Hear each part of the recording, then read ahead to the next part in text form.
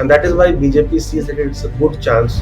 If today Aam Aadmi Party or a BJP at the national level starts raising corruption as an issue, then people will get back to them and say, boss, you are in power, you have to stop it. In the advent of the Modi era, with the Modi factor, the Modi becoming stronger and BJP seeking votes in the name of Modi, also has meant that perhaps BJP has not worked that hard in creating a leader in Delhi and largely depending upon Modi. So that's also has added to the complication of the BJP.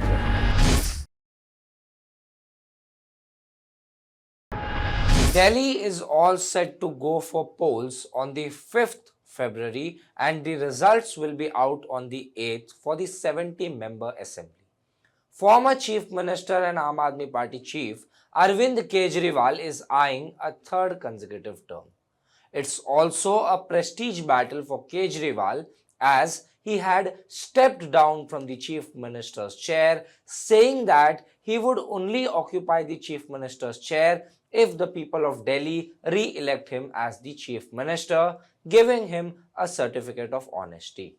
The BJP is fighting to dethrone the Aam Aadmi Party by attacking its core anti-corruption agenda.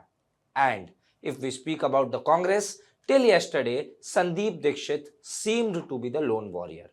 On Monday, Rahul Gandhi held his first public election meeting in Delhi. Rahul equated Arvind Kejriwal with Prime Minister Narendra Modi, accusing them of making false promises. He also slammed Kejriwal for not speaking on the Adani issue. It was his first direct attack on the Aam Aadmi Party. Let's discuss Delhi Assembly elections. Let's discuss the triangular contest. Joining me right now is senior political analyst Amitabh Tiwari AKA Political Baba. Amitabh sir, welcome to the show. Welcome to HW News English. Sir, what's the mood out there in Delhi? The mood out there in Delhi will largely be decided by the voters. However, it seems from the narratives and the campaigns and the tutu meme and the daily poster war is that all the parties out there are uh, all the parties out there want to create a lot of confusion amongst the voters, and nobody is talking about the real issues. So it is largely rhetorical, largely accusing each other of doing or not doing anything. The Aam Aadmi Party, like always, again is trying to play the victim card. The Congress Party is trying to gain some of its relevance because if it scores a duck consecutively for the third time, then it will be out of the politics of Delhi for a long, long time. And the BJP, which has not been in power for the past 3 decades, sees this as the best opportunity in a while to get back to power with a weakened Aam Aadmi Party, in the sense that its credibility of the party with a difference has taken a beating. To what extent, perhaps, is going to decide the fate of this election.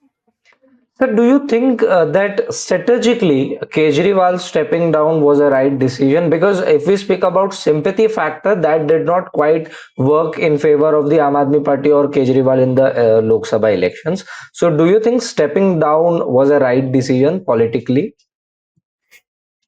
So stepping down was perhaps a right decision, but it was too late. I think the second part is that he should have stepped down quite early, because what is happening today, if you see its most important or key scheme, which is the Mahila Samman Yojana, which we've seen has led to parties forming government in Madhya Pradesh, Maharashtra, and Jharkhand, that has not been implemented yet. So only schemes do not win you elections. The fact that these schemes were implemented for 3 to 6 months and cash was literally transferred to the accounts of the women folk helped these parties win the elections. Now he blames that he claims that the Mahila Samman Yojana was passed in the budget of 2020 324. It is right because there was a provision of 2000 crores made in the budget, but he says that it was derailed because he was sent to jail. then that sends a wrong message. It sends a message that this is a one-man party. Just because Arvind Kejriwal, if he again goes to jail, all the development work and everything will be stalled. So why did it is a right strategy in the sense that since the BJP does not have a CM face, he wants to make this election Kejriwal versus who, like a Narendra Modi does, Modi versus who at the national level.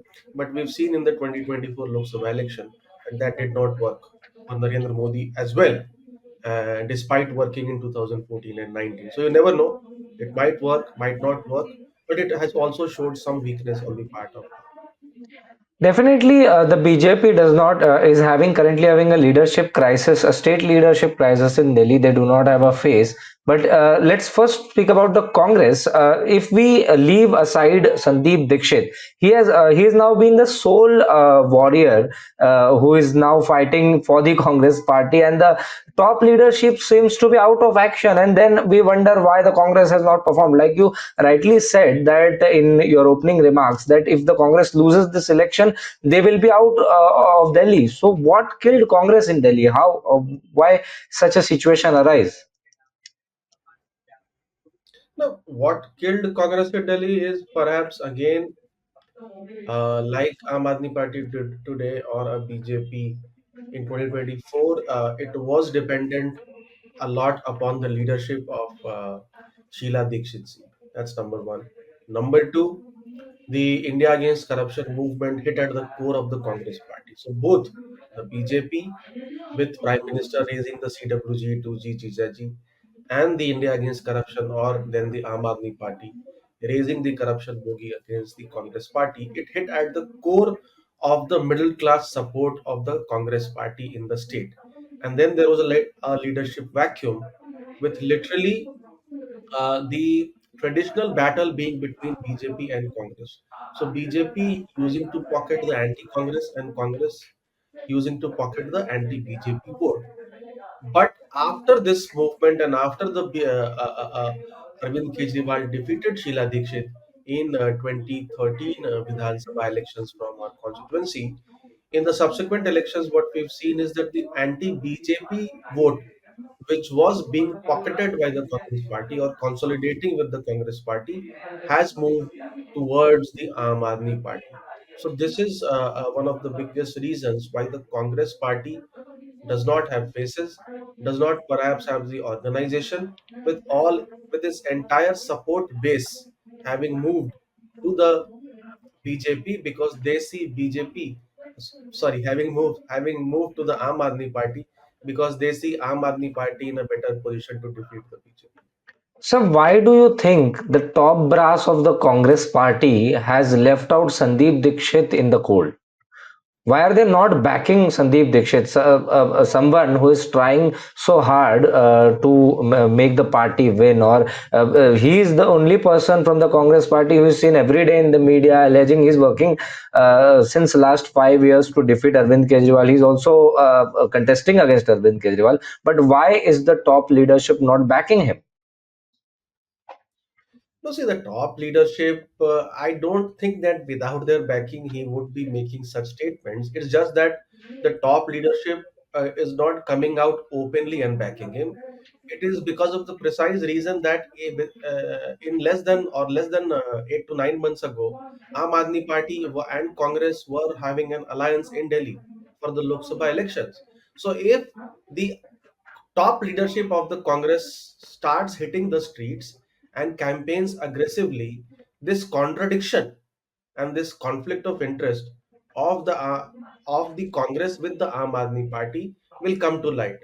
Both the Aam Aadmi Party will start making or claiming that whatever Congress party is saying today is just because of political reasons, because just 9 months ago we were allies, and even BJP would try to expose the Congress and the Aam Aadmi Party's relationship. That's why you see the top leadership of the Congress party. When you say top leadership, the national leadership is just taking a step back because the more they get involved in the campaign, their contradiction will get exposed, and whatever they hope of gaining from this election through Sandeep Dikshit, or by exposing the chinks in the armor of the Aam Aadmi Party, or by trying to get some of their core vote bank back, which is Muslims, Dalits, poor, and lower sections of the society, that could take a hit. So that's why they have decided to take a step back, because literally 8 months ago they were contesting as allies.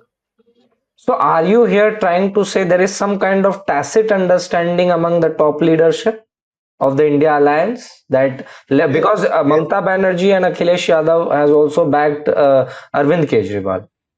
Yeah. So yes, so that's why it shows that there is a tacit understanding, and Sandeep Dikshit has the blessings of the top leadership of the Congress party. That's why the Aam Aadmi party is miffed. That's why it has called the leadership of the regional parties, and tried to persuade Rahul Gandhi or Mallikarjun Kharge from not contesting or from not going all out in this election. And when that was perhaps not agreed upon, all the regional parties have rallied behind the Aam Aadmi Party, because they see Congress could do the same thing with them in the state elections, which are due in some months now.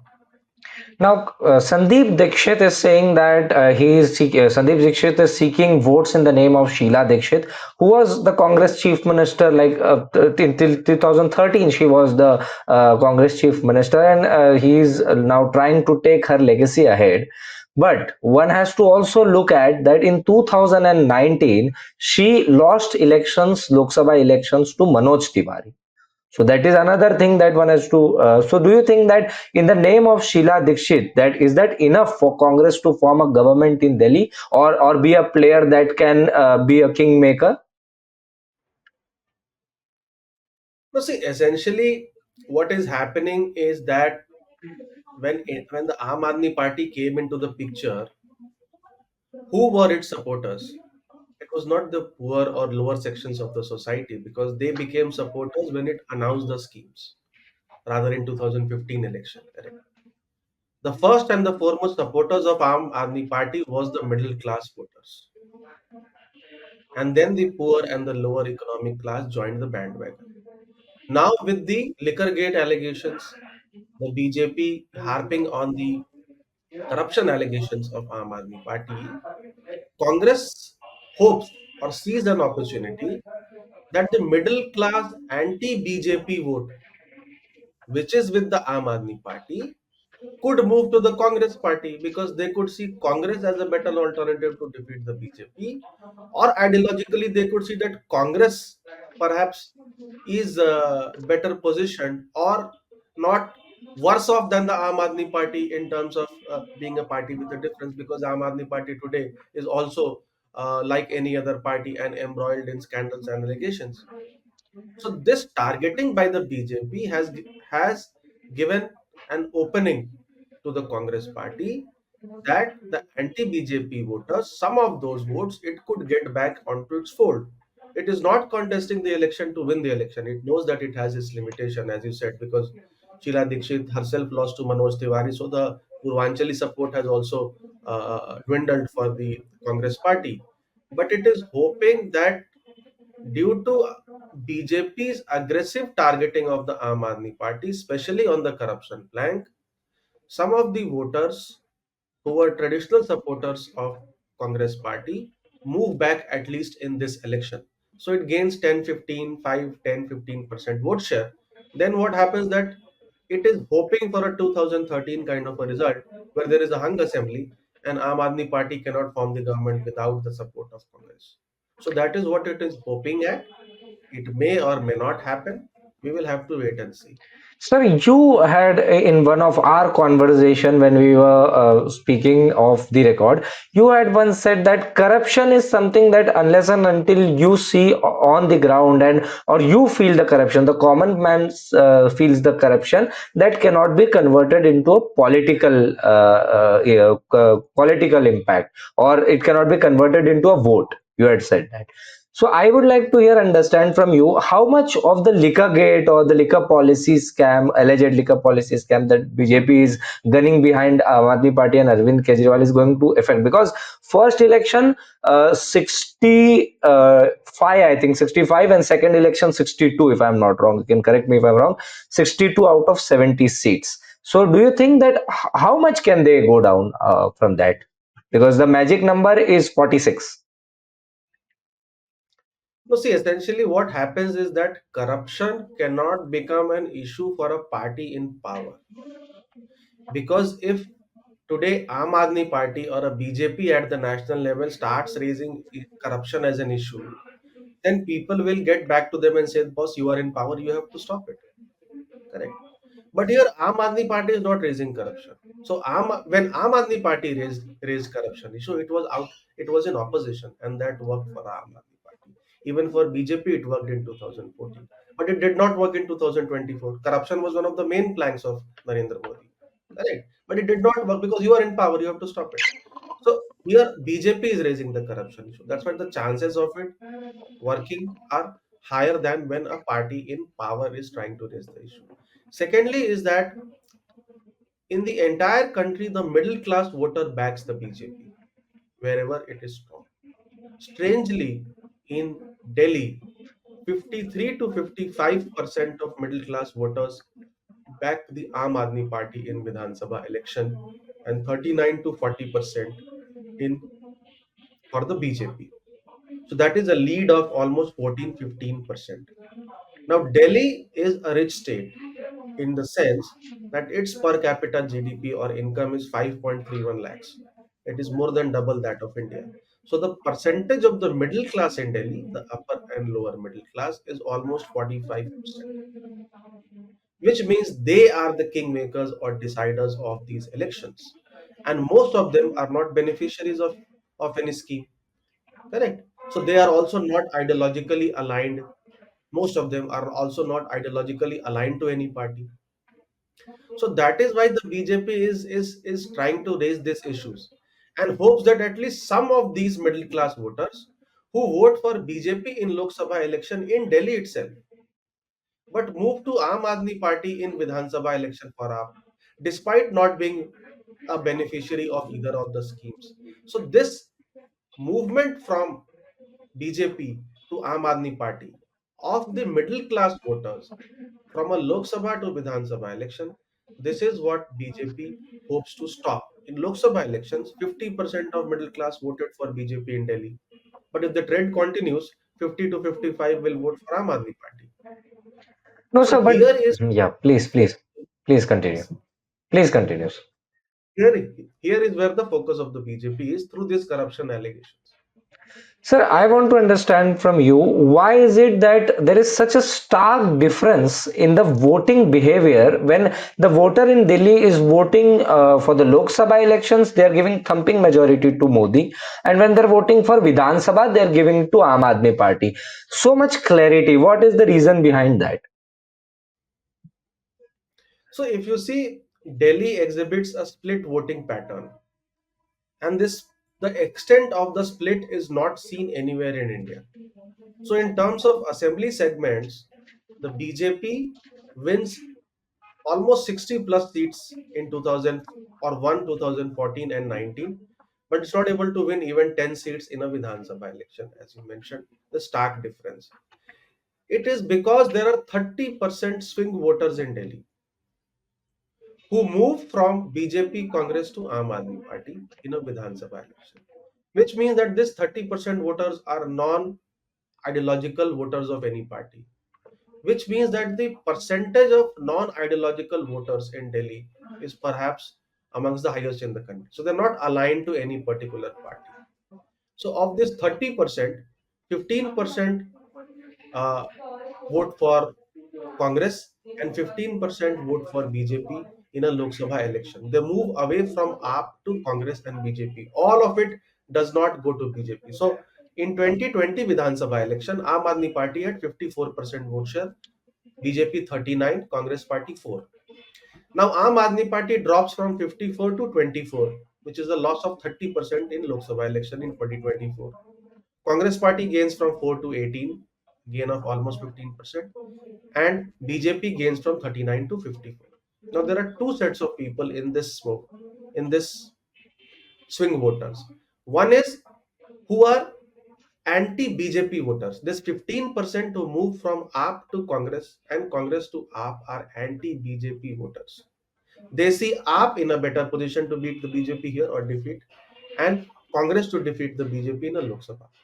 But this 15% who move from BJP to AAP, now that is the key, because neither they are voters of AAP nor they are voters of BJP. When I say voters, hardcore supporters. So who are they? They could be central government beneficiaries in Lok Sabha and state government beneficiaries in Vidhan Sabha. They could be voting for brand Modi in Lok Sabha, brand Kejriwal in Vidhan Sabha. They could belong to this middle class voters who sees Modi as making India a Vishwaguru, but also has a soft corner for Kejriwal because Kejriwal's party is party with a difference, and this middle class has a romance with the Aam Aadmi Party in how it was established and how it went on to defeat bigger parties and how it is a party with a difference. So there is a set of voters who like both BJP and Aam Aadmi Party due to various reasons, as we discussed. And this set, this 15% from BJP to AAP and AAP to BJP, that is happening in each election, 14, 15, 19, 20, and again 24 to 25, whether it will happen or not. That is the key. So you are trying to say that the Labharti faction, the beneficiary faction, will be or has been till now the deciding factor of Lok Sabha and Vidhan Sabha elections. One of the factors, because you have Labhartis of PM Awas, Ujjwala, many other schemes who vote for BJP in Lok Sabha, and there are Labhartis of free Bijli Pani, uh, better schools, hospitals, free bus travel, who vote for Aam Aadmi Party in a Vidhan Sabha election. So Labharti factor is a big factor in Aam Aadmi Party because they are, or these voters are trying to take the benefit of both the central and the state government schemes, and both the BJP as well as the Aam Aadmi Party have implemented or have a good track record of implementation of schemes. So why is it that the BJP could not create a leadership, a state leadership in the national capital after Sushma Swaraj? Now, see, ultimately, what happens is that even during that time, if you see, so from 1998 to 2013, it also coincided with the decline of the BJP at the national level. So, at least from 2004 to 14, the BJP did not have very strong leaders even at the national level who could take on the Congress party. Correct. So you were having a transition phase from Advani Vajpayee era to a new leadership era. But there was a vacuum for 10 years. You tried with Sushma Swaraj, Pramod Mahajan, Rajnath Singh, different people, but it ultimately did not succeed until they found a Narendra Modi. Here as well, if you see, so there has been a big transition phase after Sushma Swaraj or Madan Lal Khurana and Sahib Singh Verma. One was a Jat leader, a Punjabi Khatri, and a Brahmin. The party has not been able to find leaders who could take on Sheila Dikshit or who could take on the Aam Aadmi Party at a later stage. See, Delhi is a state where caste, religious identities, as well as socio-economic class plays a big role. So there is a complex interplay amongst these factors. Class also plays a big role. The poor and the lower socioeconomic class people again are big deciders, big in number, living in jhuggi jhopdis. So their life, their problems, their issues. So somehow they have not been able to find a leader to galvanize support across caste and socioeconomic class, and that is what has led to this situation currently. The in the advent of the Modi era, with the Modi factor, the Modi becoming stronger, and BJP seeking votes in the name of Modi, also has meant that perhaps BJP has not worked that hard in creating a leader in Delhi and largely depending upon Modi. So that's also has added to the complication of the BJP here. Sir, do you think motor mouths like Ramesh Biduri, like you see in the last 1 week, he has made two statements which has actually embarrassed the party. So, do you think the motor mouths like Ramesh Biduri actually electorally benefit the Bharatiya Janata Party? Because we see people like them in every state. So, do you think it is actually part of BJP strategy and it is actually helping them electorally? So whether it is helping them electorally or not, at least in Delhi, we will come to know on 8. See, what is happening is that the BJP had denied Ramesh Biduri a ticket in Lok Sabha, and at least publicly they had given this reason because of the statement he has made in the parliament. Now we see how it could become a self goal here. We have to understand.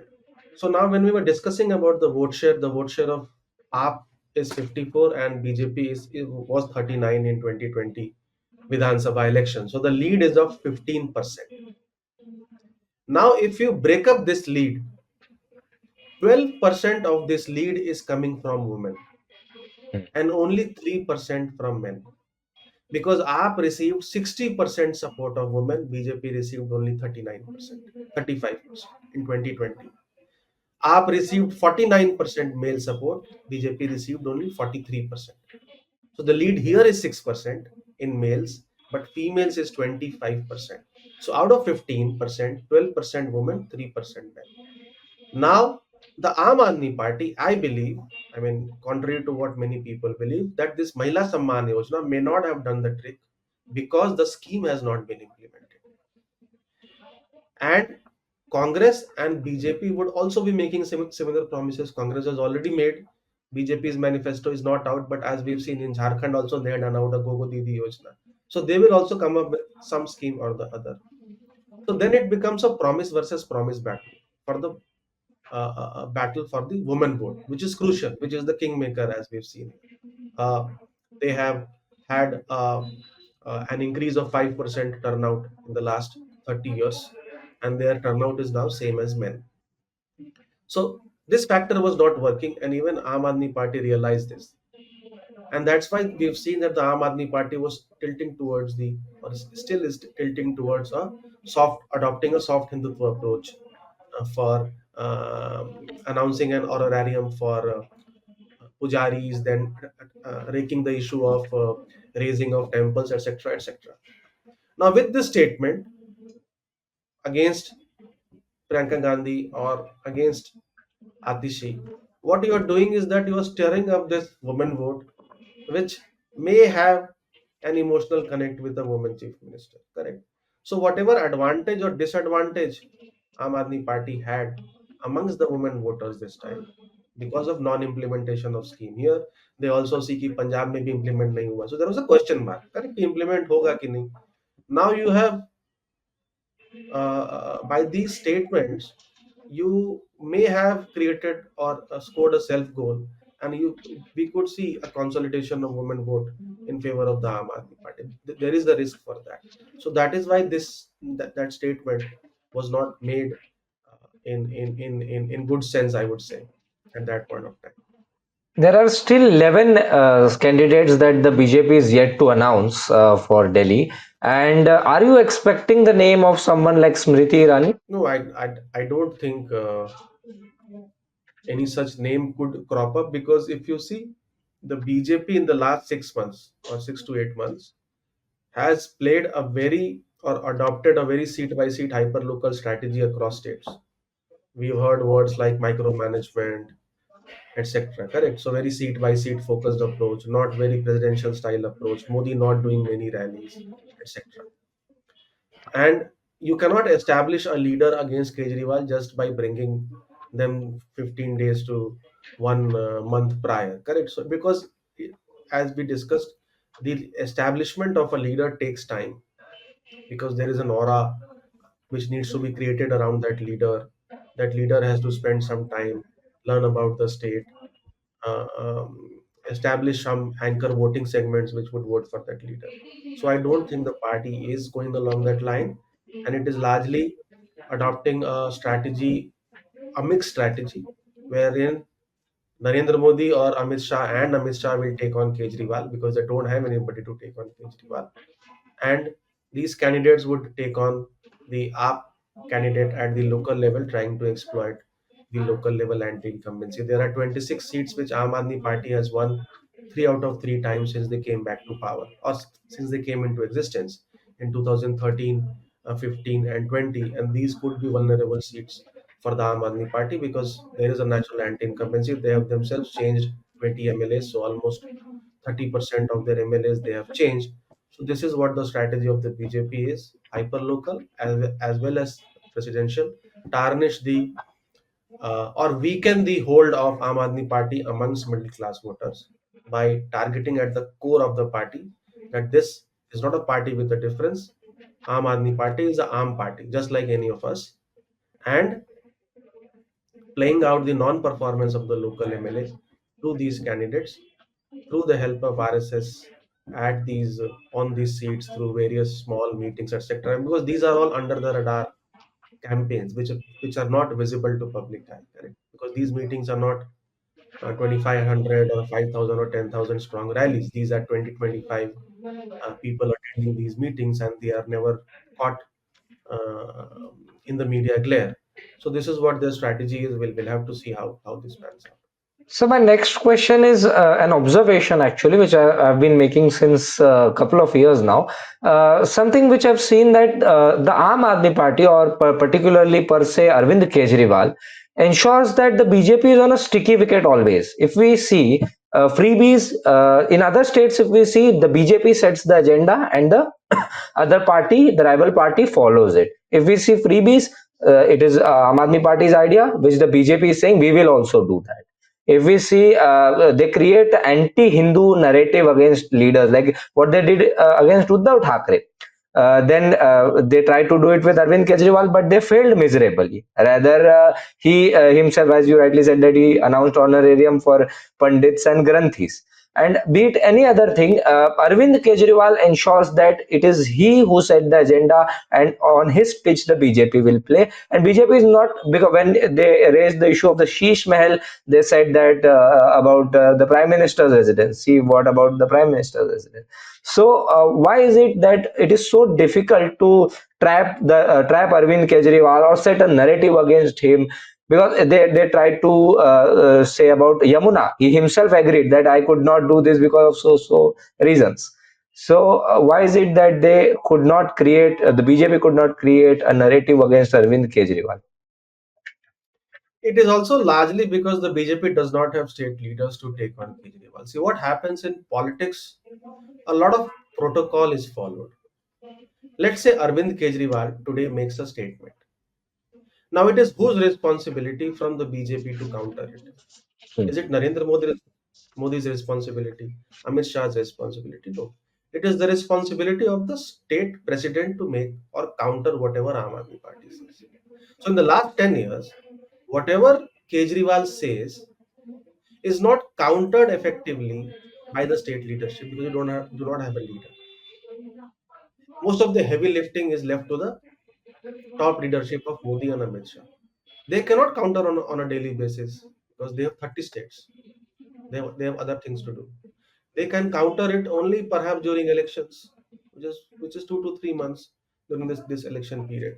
So that is why Arvind Kejriwal gets a free field or a free hand because whatever he says, and since his political acumen is strong and he is of a leader of Mamata or a Nitish level in front of Narendra Modi, BJP's local leadership is not able to counter it, and that's why these statements or these strategies of Arvind Kejriwal are really coming into play, and they become points of debate and discussion, and then is when the top leadership has to intervene. Because if top leadership intervenes, then they make Kejriwal bigger. So they also cannot intervene on a daily basis, correct?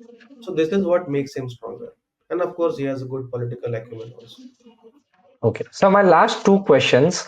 We have seen in Maharashtra and as well as in Haryana that in BJP's victory, RSS had played a very important role, the groundwork that the RSS has done. Now this time around also RSS will be there in Delhi as well. But this time as you said that Ladki Bahin Yojana and other women beneficiary schemes actually benefited the BJP, be it in Madhya Pradesh and other states also. So now Arvind Kejriwal is there with his freebies that he's already giving, like free electricity, free water, and he's also promising more. So there is a Delhi model that they claim that this is what we are offering already, and this is extra that we are going to give. And there is the groundwork of the RSS to consolidate the Hindu vote. So and also their promises. So what do you think will prevail? The RSS groundwork, or the consolidation will work, or do you think the freebies will work? See, it's a mixture of many things, so it's not about one issue. But this time, of course, whatever said and done, the Aam Aadmi Party is on a sticky wicket, and the reason is that number one, its core is being targeted by the BJP. That it's a party with a difference. Whose narrative works? Whether Aam Aadmi Party's narrative that all these allegations are baseless and it is purely political vendetta, or BJP's narrative that Aam Aadmi Party is also like any other party. BJP is not saying that it does not have corrupt leaders or it is not claiming to be a very clean party. But what it is trying to establish that Aam Aadmi Party is not a party with a difference. It has corrupt leaders. It is engaged in corruption, and this is what it has been doing for the past 10 years. So it is they are trying to hit at the core philosophy of the Aam Aadmi Party. That is number one. Number two, even amongst the freebies, if you see what has happened in the last 10 years is that the number of people who used to get free bijli has reduced. The number of people who used to get free water has reduced. And why? Because 10 years is a big time. In any family, in last 10 years, what happens is that there are more people who get added to the family. Children get married, they have the children, or the children grow older. So the exemption limit of 200 units, many of the families who were earlier claiming free bijli are now have to pay bills because they are consuming more than 200 units. Similarly, they are consuming more than 20,000 liters of water in a month. So this section, which used to be a beneficiary, today is not a beneficiary or it's a part beneficiary because you're getting some subsidy on the electricity bill. Now this section feels that nothing has worked for us or nothing new has happened. No new scheme has been implemented for us. Even if you see the first term was the core for free bijli pani, mohalla clinics and schools. In the second term, apart from free bus travel, there is no significant scheme which has been implemented. Mahila Samman scheme has not been implemented. Sanjeevani Yojana is again a promise. Thirdly, because Aam Aadmi Party used to play the victim card and it is a sandwich government between central government and the MCD. There is a lot of confusion among who is responsible for whom. It's not that easy to understand also. With the victory in MCD, what happens is that the issue of cleanliness, civic issues in the village, which the Aam Aadmi Party was blaming BJP. If you remember, piles of katada have been gathered. They are not giving salaries. They have not cleaned up the roads, etc. That is also falling on the Aam Aadmi Party this time because they cannot deflect it to the BJP. So there are three layers of anti-incumbency which the BJP is focusing on at the CM level or the senior government officials or other ministers level because they were in jail and later released on bail. Then is the local anti-incumbency against MLAs. Kejriwal himself has changed 20. And then is the anti-incumbency at the MCD level. This is what makes it complex for the Aam Aadmi Party. And that is why you see a very personality-based concept with contest with Kejriwal trying to make it a Kejriwal versus who battle, trying soft Hindutva, trying many things. Because he is a smart politician, he realizes that these are some of the issues which could potentially weaken AAP's prospects in this election. So this is why this election is different. And then you have the consolidation card, correct? But consolidation is fine. There also, if you see, again, when we come to the religion, like that 15% we broke down into 12% Hindus, sorry, 12% women and 3% men. Now, amongst Muslims, 83% Muslims vote for AAP, only 3% for BJP, 14% for the Congress party. So the lead of AAP is 80% amongst Muslims with respect to BJP. Now, with the population at 13%, even if we take 2011 number, it becomes 10% lead. So, out of the 15% lead which Aam Aadmi Party has, 10% is due to the Muslim voter, 2% due to the Sikh voter, and only 3% due to the Hindu voter. So, again, if Congress breaks into this 10%, 2% lead, weakens this leads, then this vote share gap between the BJP and the Aam Aadmi Party will reduce. So it's not only about how much vote share Aam Aadmi Party or how much vote share of Aam Aadmi Party moves to BJP or BJP is able to make a dent into Aam Aadmi Party's vote share. It's also about how much Congress takes vote share of the Aam Aadmi Party.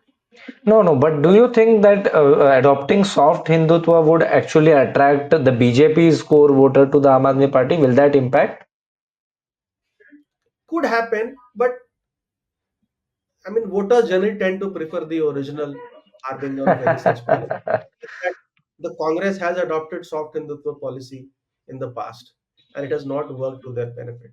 So, but it could also weaken the support of Muslims and Sikhs, which the Aam Aadmi Party enjoys. Correct. So it's a mixture of many things. So if Congress gets 5% vote more than 2020, so just 9% vote share compared to 4%. So if they snatch 5% from AAP, which is possible, and if BJP takes away 5% vote share from AAP, which let's say is an anti-incumbency vote, then BJP could win the election. So it's a 10% movement. The entire 10% is not being caused by BJP. BJP is causing only 5%, let's assume. But even if Congress causes the 5% loss, so this combination of Congress and BJP, Congress pulling the minority, may or may not, and BJP pulling the anti-incumbency, then the Aam Aadmi Party could be in a soup. But if the people see Congress as vote cutter, that could also be a possibility that Muslims and Sikhs see them as vote cutters and do not vote for them, and it remains at that level. Then it becomes a difficult battle for BJP because the lead is 15%. Then it has to do all the heavy lifting, and it has to snatch away the middle class voters and the poor and lower socioeconomic class voters in the context of soft Hindutva, wherein there is the risk that some voters from BJP could also move there because of the schemes like Pujari Samman, Pujari Granthik Yojana, etc. So yes, so there are many factors playing around here, and it's difficult to quantify at this level as to what will work or what will not, because elections largely today are post-mortem analysis. So we will have to see what happens, and then we can probably uh, discuss the reasons as to why things happened the way they happened. But Aam Aadmi Party is clearly on a weaker wicket, and that is why BJP sees that it's a good chance to win in this election. Whether that happens or not, we will have to wait and see. Or whether Aam No. Aadmi Party is. With such a cut to cut, when there is such a cut to cut competition, also there is AIMIM like parties who are also contesting on some seats. So which will, presuming that it will damage the prospects of the Aam Aadmi Party because the secular voter will go there. But do you think that the Aam Aadmi Party, that the allegations that they are making that the BJP is doing some mischief with the voter list and they're trying to cut off some names that are originally Aam Aadmi Party? I don't know the credibility of those claims, but these kind of claims are being made, and in such a cut to cut elections, do you think these factors also matter? No, see, the narrative that BJP is cutting voters' names or adding and deleting names, that cannot become an election issue, correct? I mean, people will not start voting for AAP or BJP just because Aam Aadmi Party allegedly is adding Rohingyas or BJP is deleting names of voters, largely minorities. But to give credit to Aam Aadmi Party, if you see in Maharashtra, after the elections were lost, the Congress realized that 47 lakh voters were added. So what were they doing? Were they sleeping? I mean, whether voters are added or deleted, that is the responsibility of the local level leadership of any party. It cannot happen in a day. So when voters' names were added, what were the local leadership of Shiv Sena, NCP, and Congress doing? They were not even aware, which means that they did not have a grip on the ground. Why did not they object to these additions in front of the ECI when these No, were? I think a delegation of the Mavikas Agadi had months before the elections had gone to the election commission, complained regarding the same. See how Aam Aadmi Party has managed. Here the addition is only 3 lakhs. Here the addition to voters 1.52 crore in Lok Sabha, 1.55 crore in Vidhan Sabha is because they continuously raise this issue in front of the media that 14,000 voters are being added here, 3,000 here, 1,400 here. But the Congress party or the opposition in Maharashtra has not done this. They're crying foul after the election has happened, after those 47 lakh votes were added. And so, in that sense, they were cautious and diligent that they, if these allegations are true, they have not allowed these to happen because the addition is only 3 lakhs, which is around 3,000, 4,000 voters per constituency, which could be a normal just growth because of the increase in population or because of people turning 19 from 18 years of age from 17 years of age. So they have managed this well compared to other parties where we have saw where there have been similar allegations. But it's not an election issue One for the last vote. question. Yeah, yes. Yeah, one last question, sir. I think a lot of not just our viewers, but a lot of budding journalists like me would also like to understand from you this that in last couple of last three elections, be it Haryana, be it Maharashtra, or be it Lok Sabha elections, the reading of the election has gone massively wrong. Whatever has been the popular belief, it has gone opposite to that. So, three or four factors that you can list out that one should look out for before reading a election. No, see, reading an election is a very complex process. I mean, you get many people on the election day who say that "मैंने बोला था." I mean, when did they say that? You will never realize. See, what is happening is that any survey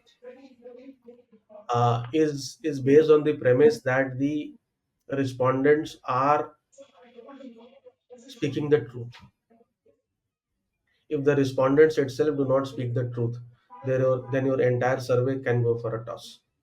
Because of the polarization, because of an element of fear, a lot of people do not want to speak out freely.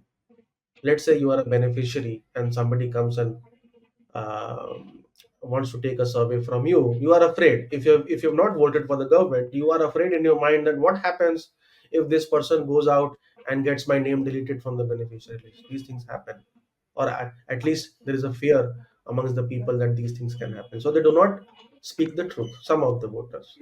Second, and the most important is that the number of women respondents in any survey is very less. It is not even 10% when we do surveys, private surveys for political parties. Many surveys show 25, 35%, but it is difficult to achieve. So, with women becoming kingmaker, if you do not have a decent representation of the woman sample, your answers or your projections could go wrong. Neither the workers are women, nor many candidates are women, nor many journalists or strangers are women. So the entire discourse, their thoughts, feelings, etc., is never captured in any survey or when we go out because we do not meet women who are freely discussing about or wish to discuss about politics.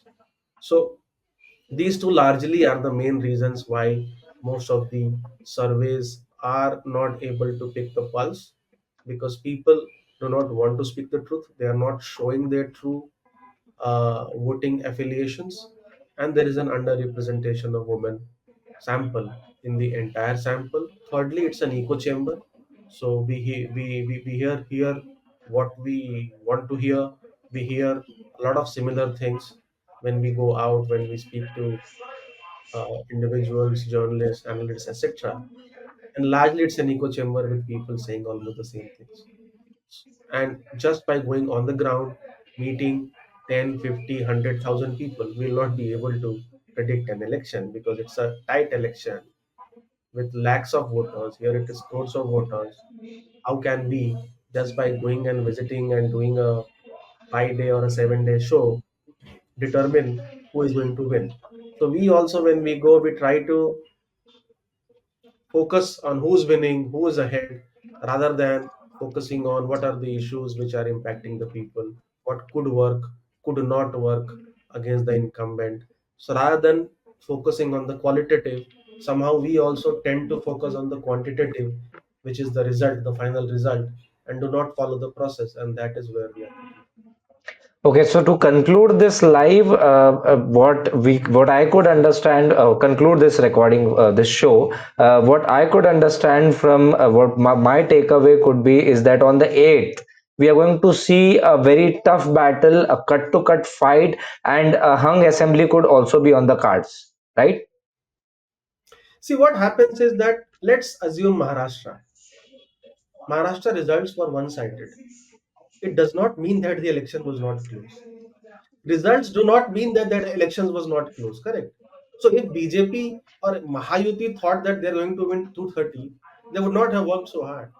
So nobody knew. So the result could still be one-sided, but it does not mean that the election was not close. That is a wrong fallacy. Election could be close, battle could be fought very hard, but still the winner could take it all. So we can see anything, correct? As you mentioned, we can see a one-sided Aam Aadmi Party perhaps repeating the mandate. We could see a hung assembly sort of a situation 2013 if Congress does well. We can see the BJP getting back to power after 30 years if these allegations of corruption hit if these allegations of corruption hit the Aam Aadmi Party hard and its freebie model does not work, or it presents a very competitive freebie model in place of Aam Aadmi Party. So everything is possible. We have to just wait and see and enjoy. Congress, AAP coalition government in Delhi Assembly is possible. It's possible because it has happened at the peak of 2013 when Aam Aadmi Party was founded against the anti-corruption plank of the Congress Party. So if it could happen then it could easily happen at this point of time also. Correct.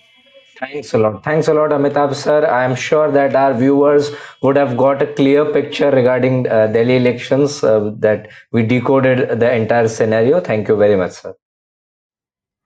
Thank you so much. Stay ahead with our cutting edge news app. Instantly access the latest shorts in just 1 minute and breaking news in just 50 words. Download now for a smarter, faster news experience.